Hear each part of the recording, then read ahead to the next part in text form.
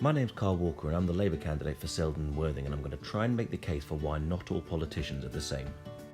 Okay, let's start with the bins. The local Conservative councillors felt very strongly about keeping a weekly bin collection. We know this because they told us about it again and again and again. And then last year, all of a sudden, they didn't feel quite so strongly about it, and they're going to move them from weekly to fortnightly.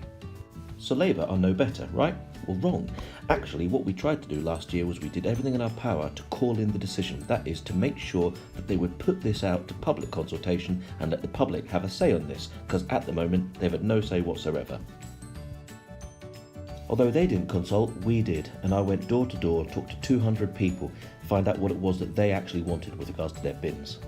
Now, it's obvious that Conservative councillors have set themselves 3 targets. Number 1, make elderly folk locally more socially isolated. Number 2, make it harder for local children to get to school. And number 3, damage the environment further. How do they do it? They cancel key bus routes.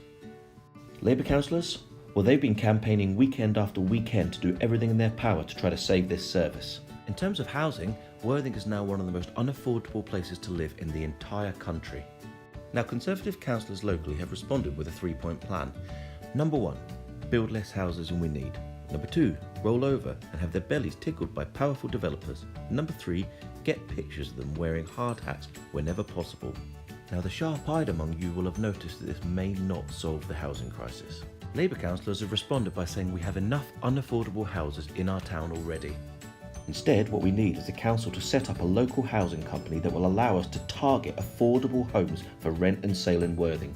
In terms of hunger, the number of people who need to use Worthing Food Bank has gone up in the last year. We now have 2,000 people in Worthing who cannot afford to feed themselves and their families.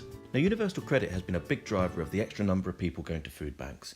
The Conservative response has been to have loads and loads of self-promotion photos taken around the country in food banks, which of course we know may not solve the problem. Labour councillors collected thousands of pounds worth of food and essential items for vulnerable residents. In order to help those residents who were most hard-pressed, Labour fundamentally opposed the minimum £5 council tax payment. My name's Carl Walker, and I've had enough of watching my fantastic town run into the ground. If you want another politician who is not the same, then please vote for me in Selden on May the 2nd.